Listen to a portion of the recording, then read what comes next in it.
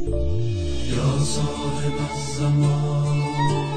یا صاحب الزمان۔ اعوذ باللہ من الشیطان الرجیم، بسم اللہ الرحمن الرحیم،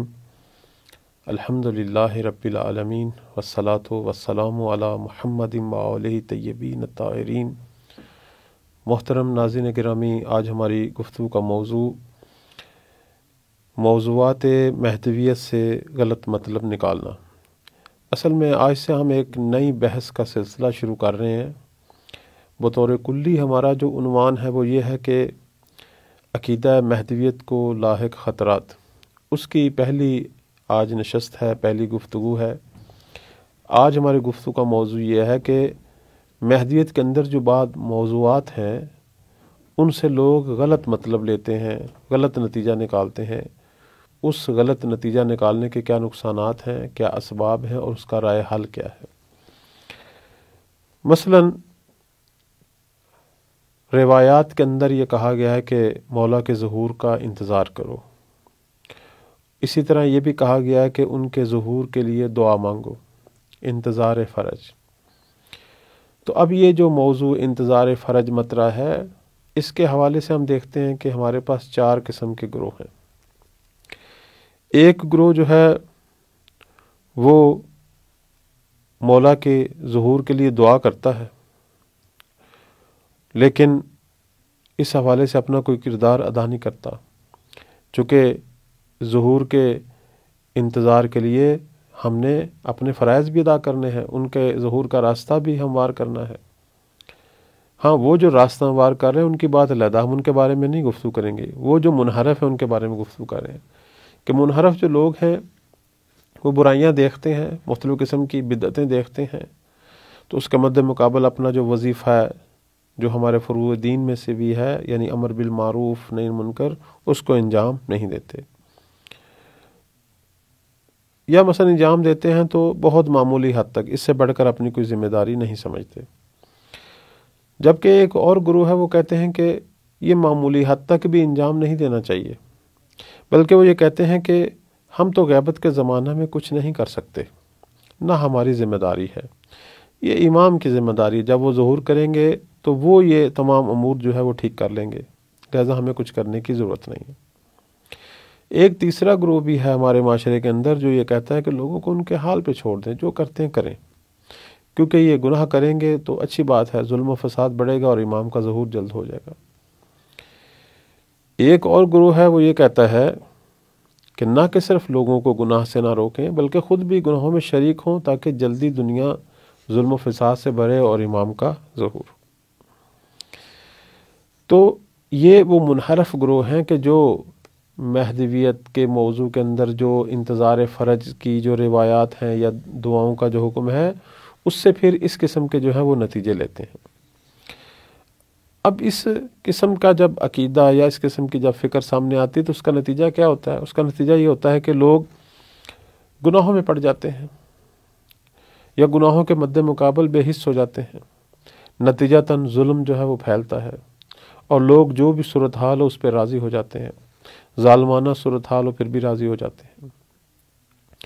اسی طرح بہت ساری آیات اور روایات اپنا مقصد کھو دیتی ہیں، دین کا بیشتر حصہ جو متعلق ہے دینداری سے وہ عملاً جو ہے وہ جمود کا شکار ہو جاتا ہے، خود تربیت ختم ہو جاتی ہے۔ امر بالمعروف نہی منکر کا تعلق تربیت سے ہے، تربیت ختم ہو جاتی ہے جب امر بالمعروف نہیں رہا، کوئی روکنے ٹوکنے والا نہیں ہے، کوئی اصلاح کرنے والا نہیں ہے، نتیجتاً کفار، مشرکین، شیطان یا منفی جو قوتیں ہیں ان کو میدان خالی مل جاتا ہے، وہ آگے بڑھتی ہیں اور اہل خیر جو ہیں وہ پیچھے ہٹ جاتے ہیں۔ تو کیوں ایسے نظریات ہمارے لوگوں کے ذہنوں میں پیدا ہوتے ہیں؟ اس کے اسباب کیا ہیں؟ اس حوالے سے اگر آپ مطالعہ کریں، لوگوں کے حوالے سے تحقیق کریں، تو سب سے پہلی جو چیز ہے وہ یہ ہے کہ لوگوں کے اندر دینی اعتبار سے کوتاہی فکر ہے، لوگوں کی دینی سوچیں بہت محدود ہیں، دینی چیزوں کے حوالے سے لوگوں کے اندر بصیرت نہیں ہے، اور دوسری چیز جو ہے وہ اخلاقی انحرافات، مختلف قسم کے اخلاقی بیماریوں میں مبتلا ہیں۔ اسی طرح ہم دیکھتے ہیں کہ سیاسی انحرافات، کچھ لوگ ایسے بھی ہیں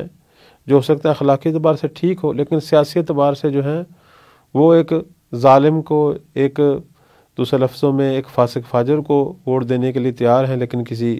نیک صالح کسی فقیہ کو ووٹ دینے کے لیے تیار نہیں ہیں۔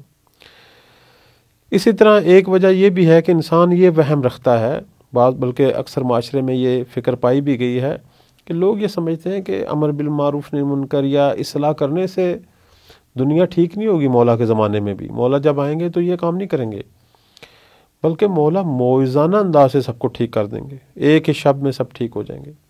اور ایسی باتیں تو ائمہ علیہ السلام کے زمانے میں ان کے بعض اصحاب نے بیان کی تو ائمہ نے اس سے سختی سے روکا، فرمایا اگر معجزے سے کوئی کام ٹھیک ہونا ہوتا اس طرح کا، یا اللہ نے ٹھیک کرنا ہوتا، معجزہ یعنی پروردگار کی قوت سے ٹھیک ہو جائیں جیسے فرشتے ٹھیک ہیں، تو پھر تو انبیاء کو آنے کی ضرورت نہیں ہے، پھر انبیاء کو آ کے مختلف صعوبتیں اٹھانے کی ضرورت نہیں ہے۔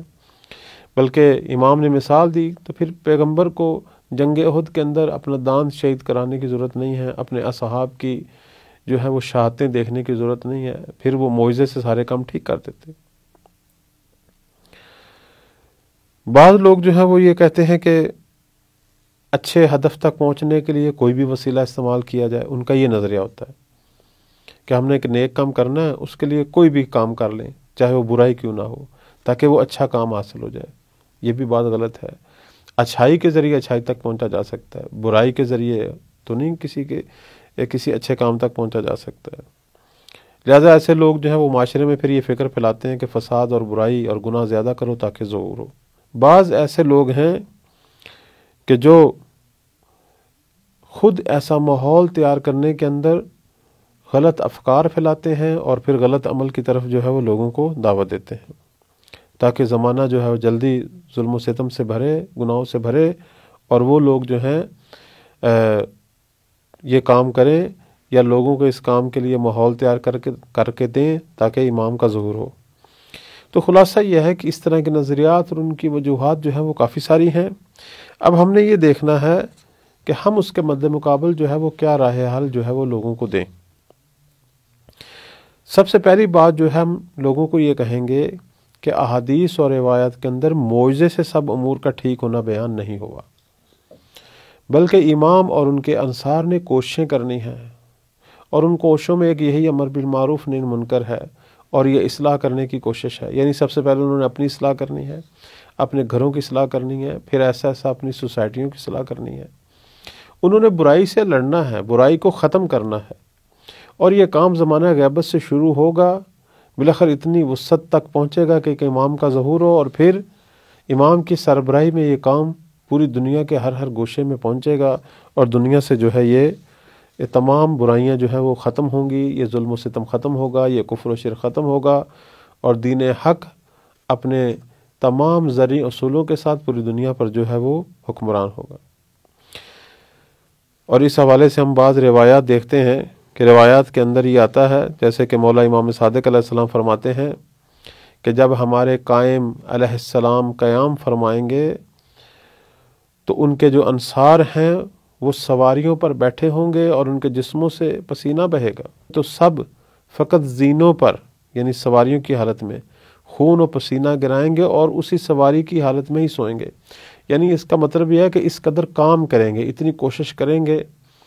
کہ بالآخر دنیا کے ہر جگہ پر پہنچیں گے اور اپنا وظیفہ انجام دیں گے کہ بالآخر پوری دنیا سے جو ہے وہ ظلم اور کفر اور شرک جو ہے وہ نکلے گا، اور دنیا سے یہ گناہوں جیسی بیماریاں ختم ہوں گی۔ یعنی یہ روایت یہ کہہ رہی ہے کہ گویا یہ افراد ہاتھ پہ ہاتھ رکھ کے نہیں بیٹھیں گے، امام تنہا معجزے سے جنگ نہیں کریں گے، بلکہ سب اس جنگ میں شریک ہیں، سب کا حصہ ہے، ہر کوئی اپنا حصہ جو ہے اپنی قوت و استعداد کے مطابق اس جنگ میں اپنا حصہ دے گا، اور یہ جنگ جو ہے وہ کامیاب ہوگی۔ دوسری چیز جو ہے اس کے رائے حل کے لیے وہ یہ ہے کہ ہم لوگ وہ روایات جو کہتی ہیں کہ امام مہدی علیہ السلام کے ظہور کے لیے اسباب فراہم کریں، وہ لوگوں کو بتائیں، اور بتائیں کہ وہ اسباب کیا ہیں کہ جنہیں فراہم کرنے سے مولا کا ظہور ہو۔ چونکہ ایسی روایات ہیں بے عنوان مثال، ایک روایت میں آتا ہے کہ فَيُوَتِّئُونَ لِلْمَهْدِ یعنی سلطان ہو، کہ وہ مولا کے جو ماننے والے ہیں زمانہ غیبت کے اندر اپنے امام کے لیے اکٹھے ہوں گے، اتفاق اور اتحاد پیدا کریں گے، یعنی سب سے پہلا کام یہ کریں گے کہ جس کا بہت بڑا فقدان ہے ہمارے معاشرے میں، کہ وہ اکٹھے ہوں گے، ہم دل ہوں گے، اور اسی طرح اپنے دیگر وظائف انجام دیں گے، ایک اصلاحی تحریک شروع کریں گے کہ جو اصلاحی تحریک امام کے ظہور پر ختم ہوگی اور پھر امام کے ساتھ عالمگیر سطح تک جو ہے وہ چلے گی اور پوری دنیا میں پھیلے گی۔ اسی طرح ایسے لوگوں کو یہ بھی بتانا چاہیے، البتہ اس حوالے سے میں ایک روایت آپ کی خدمت میں بیان کروں کہ غیبت کے زمانے میں معصوم یہ فرماتے ہیں کہ غیبت کے زمانے میں امام کی امامت کے قائل اور ان کے ظہور کے منتظر ہر زمانے والوں سے افضل ہیں۔ کیوں؟ کیونکہ وہ حقیقی طور پر مخلص ہیں، سچے شیعہ ہیں اور اللہ کے دین کی طرف اعلانیہ اور خفیہ دعوت دینے والے ہیں، کہ یہ وہ لوگ ہیں کہ جنہوں نے کسی معصوم کو نہیں دیکھا۔ چونکہ اس سے پہلے جو زمانہ تھا ائمہ کا، اس میں لوگ معصوم کو دیکھتے تھے، زمانہ ظہور میں بھی لوگ معصوم کو دیکھیں گے، لیکن ظہور سے پہلے کے جو لوگ ہیں انہوں نے کسی معصوم کو نہیں دیکھا، ان تک حقائق پہنچے ہیں، انہوں نے سنا ہے، پڑھا ہے اور اس کے مطابق اپنا وظیفہ ادا کیا ہے اور لوگوں کو رائے حق کی طرف دعوت دی ہے اور اصلاحی تحریکیں شروع کی ہیں، اور امام خدا رسول پر جو اپنا عقیدہ ہے اس عقیدے پر قائم رہے ہیں، اس کے لیے ہر قسم کی مشکلات کو برداشت کیا ہے۔ تو معصوم فرماتے ہیں کہ یہ امت محمدیہ میں سے سب سے افضل ہیں اور یہ سچے شیعہ ہیں۔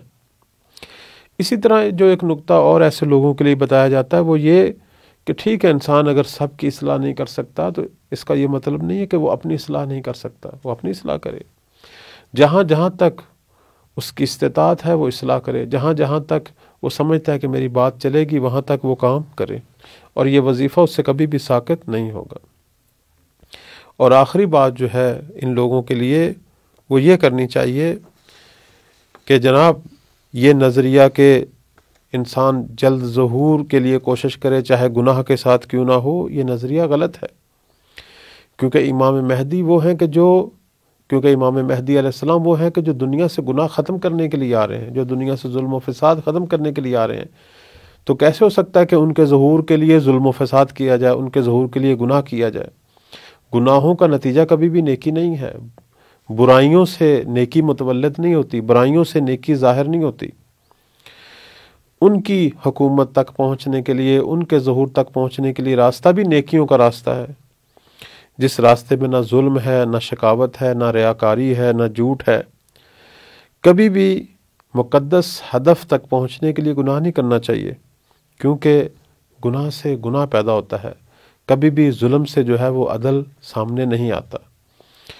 اور آخری نقطہ جو آپ کی خدمت میں عرض کروں گا وہ یہ کہ اسی نقطے کے حوالے سے کہ قرآن مجید تو ہمیں آیات کے اندر ظلم کا مقابلہ کرنے کا حکم دیتا ہے، احادیث اور روایات تو ہمیں ظلم کے مد مقابل قیام کی دعوت دیتی ہیں، بدعتوں کے مد مقابل قیام کی دعوت دیتی ہیں، ہمیں امر بالمعروف نہی عن المنکر کا حکم دیتے ہیں۔ آیات یہ بتاتی ہیں کہ وہ اقوام جو امر بالمعروف نہی عن المنکر نہیں کرتی تھی، جو گناہوں کے مد مقابل خاموش ہوتی تھیں یا شریک ہوتی تھی، اللہ انہیں عذاب دیتا تھا۔ تو یہ راستہ پروردگار کا راستہ نہیں ہے اگر کوئی اس قسم کے راستے کا قائل ہو۔ پیغمبر اکرم صلی اللہ علیہ وآلہ وسلم کا اس حوالے سے فرمان ہے کہ آخری زمانے میں ایک گروہ معصیت کرے گا اور کہے گا کہ اللہ نے یہ ان کی قسمت میں لکھا تھا، یعنی جبر کے قائل ہوں گے۔ تو جو ان کی باتوں کو رد کرے گا، فرماتے ہیں کہ یہ اس شخص کی مانند ہے کہ جس نے اللہ کی راہ میں تلوار چلائی ہو۔ تو بس یہ گناہ نہ ہمارے لیے لکھے ہیں، نہ یہ ہمارا وظیفہ ہے، بلکہ ہمارا وظیفہ گناہوں کا مقابلہ ہے اور گناہوں سے دوری ہے۔ ہم گناہوں کو ختم کر سکتے ہیں، ہم گناہوں سے دوری اختیار کر سکتے ہیں، اللہ نے ہمیں قوت بھی دی ہے، اختیار بھی دیا ہے، اور یہی اختیار ہم نے استعمال کرنا ہے اور ایسے کام کرنے ہیں اور ایسی اصلاحی تحریکیں چلانی ہیں اور اپنے معاشروں کے اندر وہ نیک کام کرنے ہیں کہ جس کا نتیجہ نیکیوں کے امام کا ظہور جو ہے وہ اس کی شکل میں ہمارے سامنے آئے گا۔ تو اللہ تعالی ہم سب کو توفیق دے کہ ہم ان لوگوں میں سے قرار پائیں کہ جو مہدویت کے متعلق جو باتیں اس کے بارے میں درست بصیرت رکھیں، اسے درست سمجھیں۔ اگر خود نہیں سمجھ آتی تو ایسے لوگوں کی طرف رجوع کریں، علماء کی طرف رجوع کریں جو ان چیزوں کے ماہرین ہیں، تاکہ وہ ہمیں صحیح تعلیم دیں اور اس کے مطابق صحیح عمل کرنے کی ہمیں توفیق حاصل ہو۔ والسلام علیکم ورحمۃ اللہ وبرکاتہ.